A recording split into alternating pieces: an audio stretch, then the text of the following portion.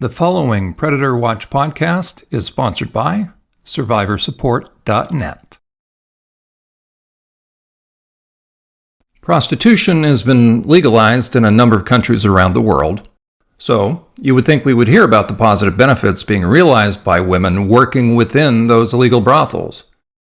And you would think that those pushing for the legalization of prostitution here in the U.S. would be touting those successes. But the facts and the data pointing to such positive outcomes simply aren't there. In fact, it's the opposite. Germany now has the most liberal prostitution laws in Europe. It's one of a handful of countries, alongside the Netherlands, to have legalised the profession. In the UK, the buying and selling of sex is technically legal, but brothels, curb crawling and solicitation are all against the law. At the other end of the spectrum, Sweden, Norway and Iceland. There, selling sex is legal. Instead, it's the man paying for it who is punished with a heavy fine or prison. The same Swedish model is now being seriously considered in Northern Ireland and 6 other countries, most notably France, where legislation is going through Parliament. But if the idea behind legalisation was to drag the industry into the light, then in Saarbrücken at least that hasn't happened. There are a number of regulated brothels here, but on a cold Friday night, there are still young girls working the streets. The city's left-wing mayor supported the decision to relax prostitution laws. Now she's firmly changed her mind. Und die Tendenzen, gerade in den Großbordellen, finde ich auch nicht entsprechend der Würde der Frauen. Und es gibt natürlich auch sehr viele Begleiterscheinungen. Welche Menschen kommen in die Stadt? Wie ist das gesamte Umfeld? Und deshalb sehen wir das Ganze sehr kritisch. Aber es wird jetzt einfach zu viel und deshalb habe ich auch gesagt, stopp, es müssen gewisse Maßnahmen her, das Gesetz muss verändert werden. Meine Forderung wäre eigentlich, dass man sich europaweit auf eine Regelung einlässt, weil dann gelten in allen Ländern die gleichen Regeln und dann wird es keinen sogenannten Sextourismus von einem in das andere. A decade on, and Germany still has a very ambiguous approach to prostitution. The sex industry is omnipresent on Germany's streets, and the authorities seem to have little control over what goes on behind closed doors, let alone over trafficking. Spiegel TV recently broadcast an in-depth investigation into the sex business in Germany, and their conclusion was damning.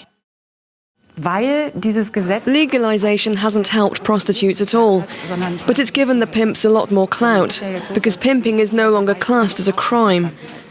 Only if it can be proven that women are being illegally exploited. The detectives we spoke to say that Germany is now a real paradise for foreign pimps. Now I'm joined by a woman who started working in prostitution at the age of just 15 after a very difficult childhood. Amazingly, she managed to get out of it, get an education, and has now written a book that does deal with her own experiences, but arguably, more importantly, also deals with policy and issues around prostitution. She says the entire trade is a form of abusive sexual exploitation. Rachel Moran joins me now. Rachel, you believe that the law should change around prostitution, that the buyer of sex should be penalised. And some countries have done it. I mean, I know in the Nordic countries, but equally there are countries like Holland where they have legalised it. What impact has that had on the sex industry in those countries? Well, a massive proportion, the majority of the sex trafficking that comes through Europe, into Europe rather, comes through Holland, for the reason that the sex industry over there has been legalised and normalised now for decades. And actually in the last year, certain politicians in Holland are talking about debating the Nordic model themselves, because they haven't been able to control what has happened in their country. And over the last 2 years, they've shut down a massive amount of brothels and started regulating their opening hours and so on and so forth, because it has just been a scourge on the people of Holland. Yeah, and it's totally normalised, the act of paying for sex, hasn't it, as well as well, it is, and I mean, one of the trafficking. saddest things I ever saw was when I visited Holland a good many years ago and saw all these women sitting in the windows like as if they were merchandise on Grafton Street, and that saddened me. The question is, what's it really like when prostitution is legalized? What happens within a community? The outreach workers who showed us around and spoke to us explained that they have been doing their work now for more than 15 years, so from before decriminalisation came in. And what they said to us was that they used to be dealing with in the range of 6 to 8 women out on those streets. Now they're dealing with somewhere in the region of 50 to 60. So that is what's happened in the 12, 13 years since decriminalisation came into New Zealand. The trade has expanded enormously, as it always does. Hello, and welcome back to another episode of the Bunny Ranch podcast. My name is Alice Little, and I am your host, and also a legal sex worker at the Moonlight Bunny Ranch. Welcome to our very special guest. We have Imogen Steele here with us from the Sagebrush Ranch, all the way from New Zealand. Oh, kia ora, tēnā koe e hoa. Thank you very much. I'm so happy and proud to be here at Sagebrush.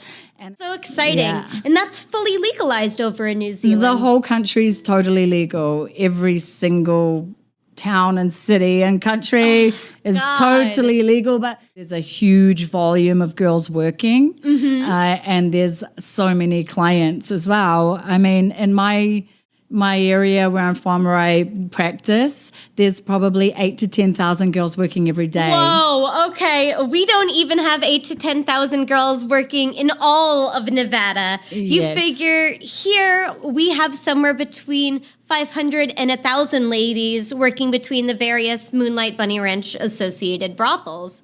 And I thought that was a lot of girls, but you're Yes. saying 8 to 10,000. Yes, because we have so many different ways of working, from really high-end private escorts, high-end agencies, brothels, and then you've got anybody can run their own business from pretty much anywhere. That's so using amazing. how many you can have up to 5 girls working for you in rotation without needing to apply for a brothel license even. That is unreal. Yeah. And more importantly, what happens to the lives of the increasing numbers of women who will end up in legal brothels? To truly answer that question in an honest and trustworthy fashion, it would take some very special, dedicated people who have no personal aspirations or financial interest in seeing prostitution expanded, who have nothing to gain from trying to shape public opinion or influence politicians by putting a positive PR spin on the issue. It would take people willing to dedicate themselves to uncovering the truths of what takes place behind closed doors of the privately owned legal brothels. Those who would be willing to do hard, objective, investigative work, to interview enough women to get a sense of what the truth really is behind the scenes. Well, over the years, a few have done just that. Some have served as investigative researchers, spending countless of hours interviewing hundreds of women working within legal brothels, listening to their unscripted and unedited personal stories. Julie Bindel, the author of The Pimping of Prostitution, Abolishing the Sex Work Myth, has, for the past 50 years, done extensive research into the lives of women who have found themselves in the sex trade. She's lectured worldwide about the realities of prostitution and has unmasked the dirty little secrets behind the worldwide push to legalize prostitution. In terms of the issues surrounding the real-world impact of legalizing prostitution, her international work has enabled her to explain the realities and implications of legalizing prostitution. Listen as Julie describes the realities of what happens within a country when prostitution is legalized. What many people and many citizens think, who know no better because they're not involved in this issue, is that decriminalisation simply means stopping arresting the women or men or anyone who is prostituted. What it actually means is decriminalising pimping, brothel owning and sex buying. And it's the same with legalisation. The only difference between legalisation and decriminalisation is that under legalisation there are supposed to be more measures, more checks, more state interference.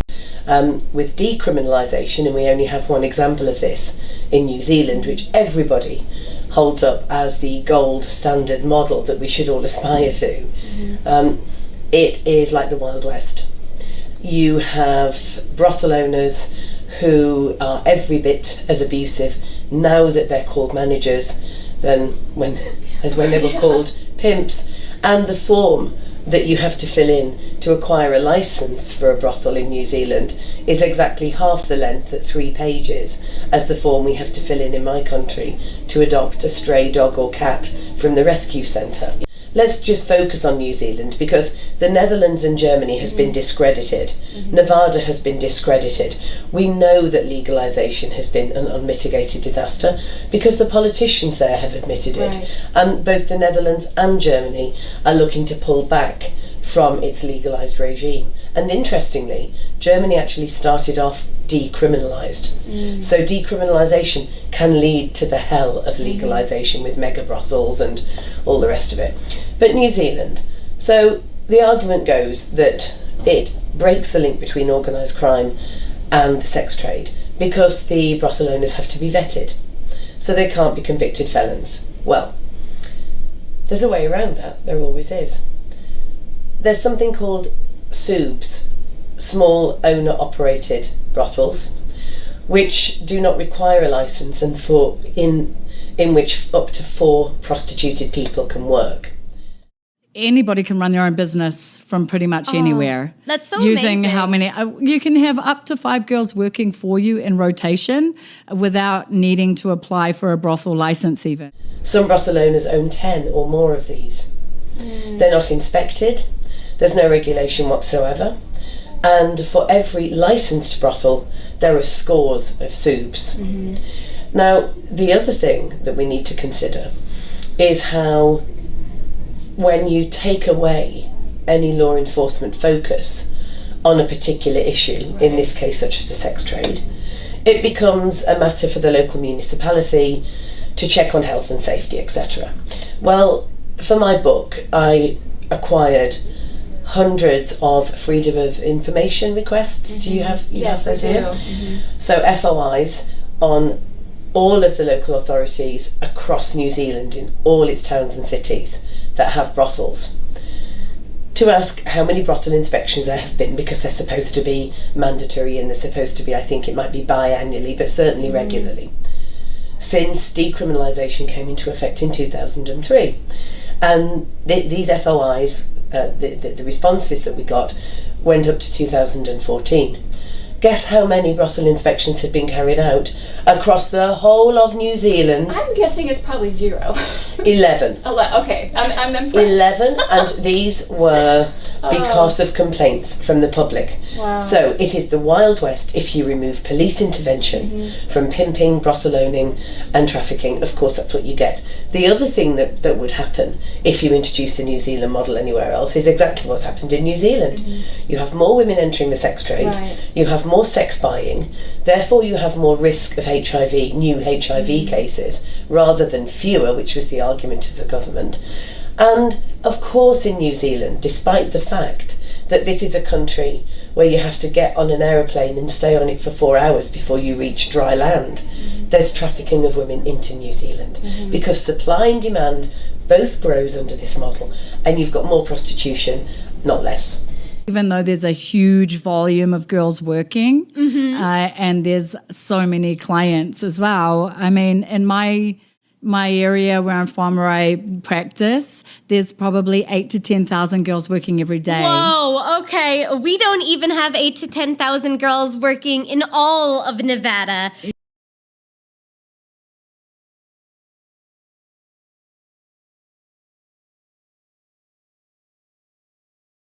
We have somewhere between 500 and 1,000 ladies working between the various Moonlight Bunny Ranch associated brothels. And I thought that was a lot of girls, but you're saying 8,000 to 10,000. If you look at where it goes as far as how it brings in younger people to this process, you look at New Zealand and you look at Australia. What does that tell us? Let's talk about New Zealand and Australia. Yeah. Let's talk about what the history is where they said, well, we're gonna make an effort to decriminalize. It didn't do anything but create a bad situation, did it? Yeah, in New Zealand, which is actually the study that I just mentioned a little while ago, they saw no decreases in violence against partners, customers, however you want to now declare that, since it has been legalized. There hasn't been any movement in safer sex in Australia. Actually, they saw an increase in brothels and other illegal activity. So, well, one thing about it, Sarah, that I think is important, when I looked at the results that came out of New Zealand that you were talking about, it said, okay, what we've done is we've created these new parameters. We have created this statement that prostitution is going to be legal here. Now, you would think, okay, there certainly would not be any illegal effort to then take something that's legal and then add on top of that illegal prostitution. Just the opposite happened. 80% increase in illegal prostitution that even fell outside the protection of New Zealand. And what that protection that I'm talking about, here's what happened. They moved the ball. They said, we're now going to traffic people. They started bringing in people from other countries. They started saying, we're going to push the limits on age. We're going to make it so easy for the pimp and the trafficker to operate that, you know what, we still have an illegal process. What is your take on that? yeah, I think it's really tricky. I think that one thing that I don't think anybody's really speaking about now is that a lot of people, I think the statistics about 70% of women that go into prostitution are under the age of 16, and that's below the legal age of consent. So it's kind of hard to monitor if you're going to legalize everything, what happens to these young people that kind of fall through the cracks, and no one's getting penalized for that. And that, I think, opens the door for a potential increase in human trafficking. Around the world, there is a growing movement of people seeking to remove all legal barriers to prostitution. Their position is that by fully decriminalizing all aspects of the sex industry, prostitution will become safer and more empowering for women. Out of this belief, a number of countries and organizations have adopted a pro-prostitution stance. But does full decriminalization or legalization actually make prostitution safer and more empowering? In countries that have tried it, there is an exponential increase in the demand for prostitution. More men are enticed to buy sex. More men want to profit from a woman's body. This leads to more pimps and brothel owners. There's a huge volume of girls working, and there's so many clients as well. I mean, in my area where I'm from, where I practice, there's probably 8,000 to 10,000 girls working every day. Whoa, okay. We don't even have 8,000 to 10,000 girls working in all of Nevada. You figure here we have somewhere between 500 and 1,000 ladies working between the various Moonlight Bunny Ranch associated brothels. And I thought that was a lot of girls, but you're saying 8,000 to 10,000. In turn, this increase in demand requires prostituted women to perform more extreme sex acts more frequently and get paid less. In this system, men become even more entitled and emboldened, and women become even more objectified and exploited.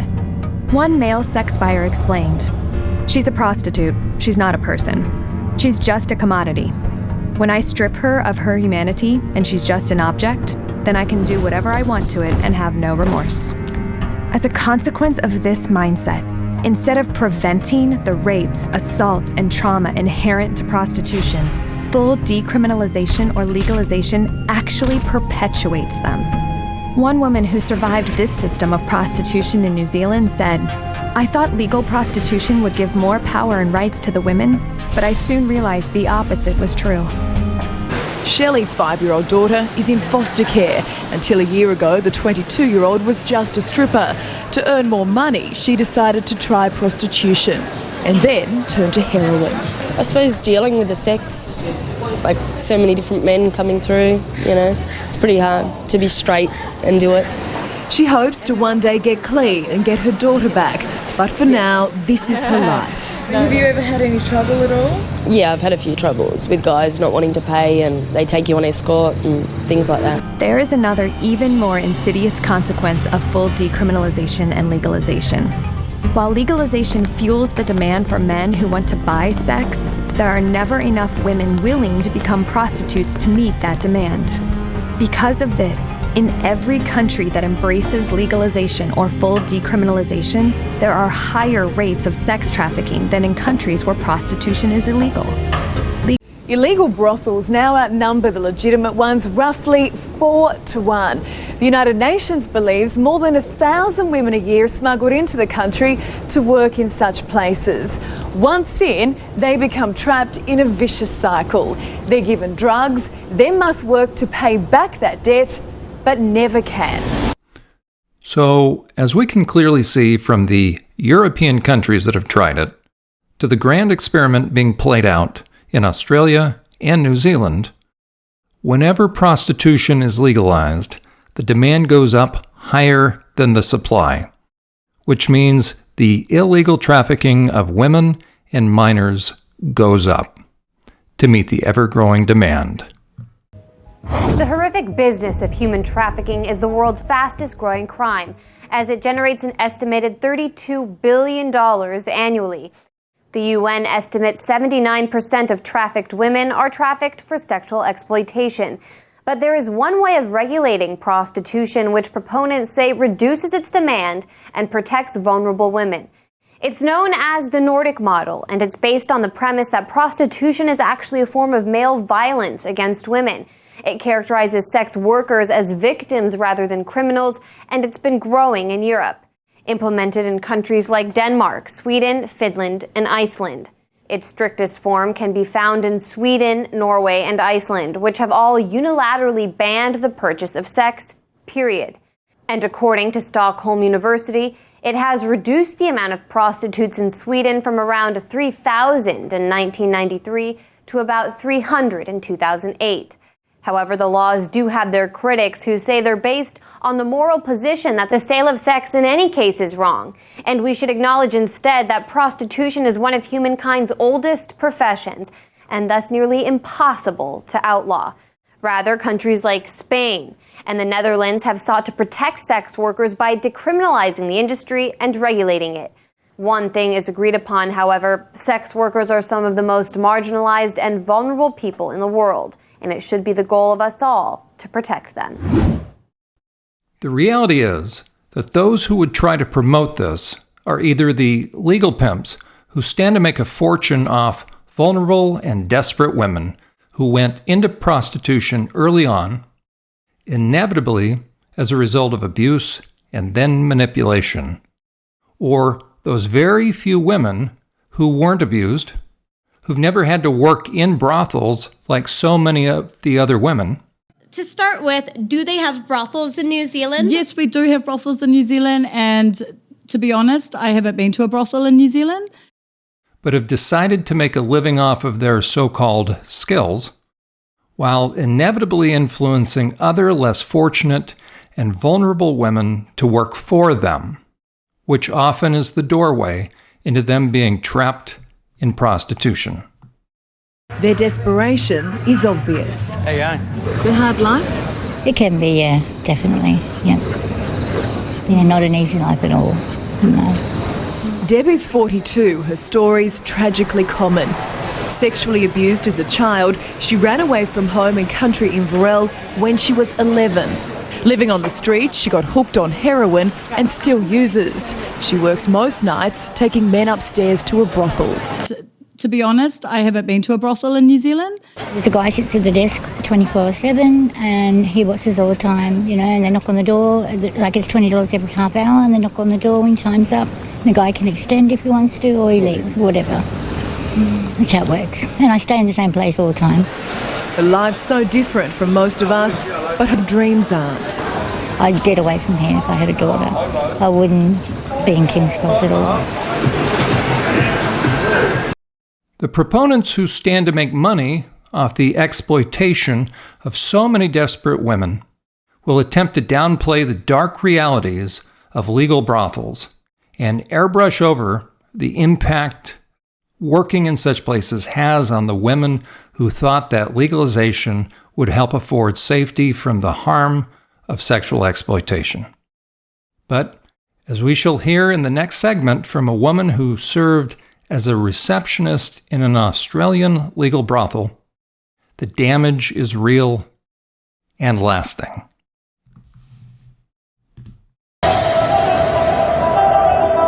You've been listening to Predator Watch, dedicated to shining the light of truth about the nature of the most sophisticated of sexual predators most likely to target places where victims are most easily accessed. For John Euler and the entire team, thanks for listening. Predator Watch has been sponsored by SurvivorSupport.net. As a non-profit organization, Survivor Support is dependent upon the generosity of people who believe in its mission of supporting survivors. Please consider becoming a monthly supporter of this important work.